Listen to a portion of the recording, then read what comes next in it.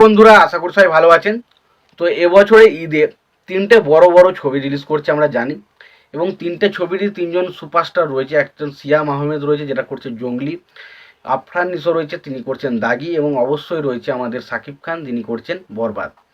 তো এই তিনটে ছবি নিয়ে মানুষের মধ্যে আলোচনা কম নেই।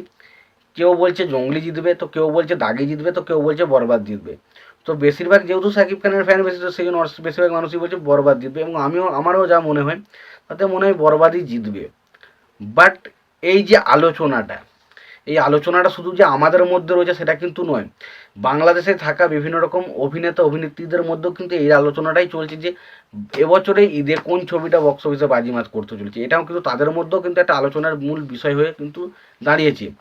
তো সেরকম হিসাবেই দুজন অভিনেতার নাম বলবো, যার নাম হচ্ছে, একজনের নাম হচ্ছে দুজ্জামান সেলিম। শহীদুজ্জামান সেলিম, তিনি একজন খুব ভালো মানের একজন অভিনেতা, এবং তার পাশাপাশি তৌসিফ মাহবুব, তিনি বিশেষত নাটকেই বেশি অভিনয় করেছিলেন।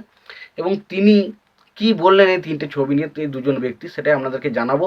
তো তার আগে আপনাদেরকে একটাই কথা বলবো, আপনারা যদি চ্যানেলটা নতুন হয়ে থাকেন অবশ্যই আপনারা চ্যানেলটা সাবস্ক্রাইব করে নেবেন, আর যদি আপনাদের ভিডিওটি ভালো লেগে থাকে অবশ্যই লাইক কমেন্ট শেয়ার করতে ভুলবেন না।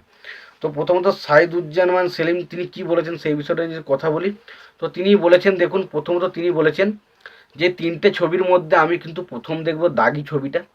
তার কারণ দাগি ছবিতে আমি অভিনয় করেছি, এবং আমার ক্যারেক্টারটা কেমন হয়েছে না হয়েছে আমি সেটা দেখার জন্য অবশ্যই দাগি ছবিটা আমার ফার্স্ট চয়েস। এবং আফরান নিশোর সাথে একটা ভালো মানে অভিনেতার সাথে আমি কাজ করেছি, এবং আমার খুবই এক্সাইটেড আমি ছবিটা নিয়ে। তো সেই কারণে আমার প্রথম চয়েস হচ্ছে দাগি।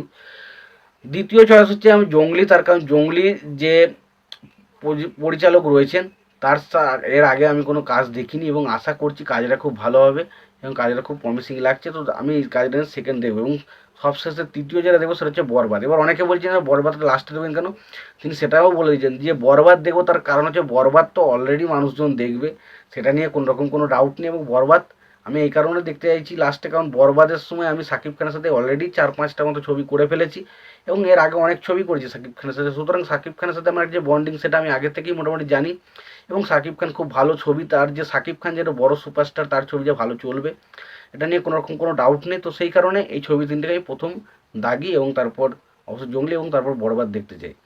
এবং এই যে মানে তৌসিফ মাহবুব তিনি কি বলেছেন, তিনি বলেছেন, দেখুন, এই তিনটে ছবি আমি দেখতে চাই। তো প্রথমত বরবাদ যদি দেখতে চাই, কী নিয়ে বলেছেন, তিনি বলেছেন বরবাদ এই কারণে দেখতে চাই, কারণ বরবাদ ছবির পরিচালক মেহেদী হাসান হৃদয়, তিনি আমার একজন খুবই ভালো পরিচালক, তো আমি তার সঙ্গে খুব কাজ করেছি, তাই তিনি কীভাবে বড় পর্দায় ছবি বানাচ্ছেন সেটা দেখার জন্য খুব এক্সাইটেড, এবং পাশাপাশি অবশ্যই তো শাকিব খান রয়েছে।